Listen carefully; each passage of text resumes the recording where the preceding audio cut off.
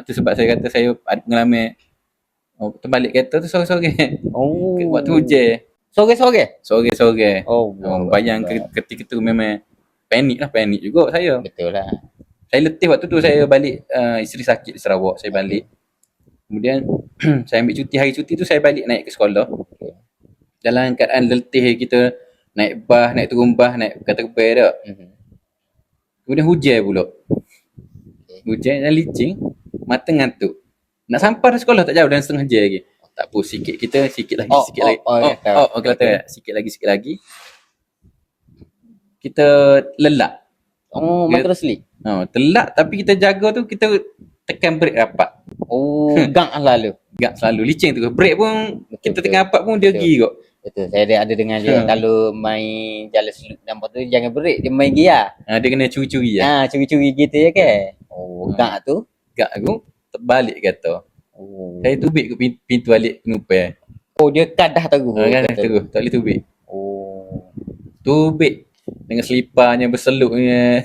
Pas jalan kaki lah. Jalan kaki. Waktu tu lepas tu dah ada naik cawan lain lah waktu tu. Waktu tu 2000 hujung 2018 tak salah saya. Tapi di kawasan saya jatuh tu tak ada lain, kita cari gini. Kena jalan lah. Dengan hujan tu cari payung. Saya dalam hati, ya Allah, nak jalan ni so malam pun sampai sekolah. Jauh jugalah. Jauh juga. Tempat tu dengan kalau jalan kaki memang jauh lah. Okey. Kalau naik kereta, kita boleh bawa dari 40 paling laju dia. Boleh lah sampai tengah sejam gitu. Nak jadi rezeki lah. Sahabat saya tu dia bawa pasukan daripada KKM. Okey. KKM doktor kan, dia naik setiap minggu sekali kan. Dia nak hantar turun. Okey, nak tahu. Nak hantar turun tu maksud dia balik ke bandar. Balik ke bandar. Balik ke bandar turun ke. Okey. Selisih. Saya tahan lah dengan berpayungnya, payung warna-warni. Mesti dia terkejut kan. Dia buka tingkap berhenti. Cikgu. Dia kenal ke? Kenal. Memang saya pernah kenal. Okey. Kau gila ke? Kau buat apa sini? Dia kata. Okey. Kata aku terbalik. Betul? Ni nak kena tarik ni.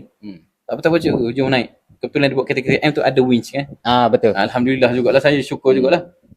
Kemudian pergi tarik lah. Tarik lepas keluar. Lepas tarik tu boleh bawa kau kereta? Tak ada. Boleh bawa tapi dia steering dia bermasalah sikit lah. Lari sikit. Memang jadi ketat. Baiki pula. Baiki pula.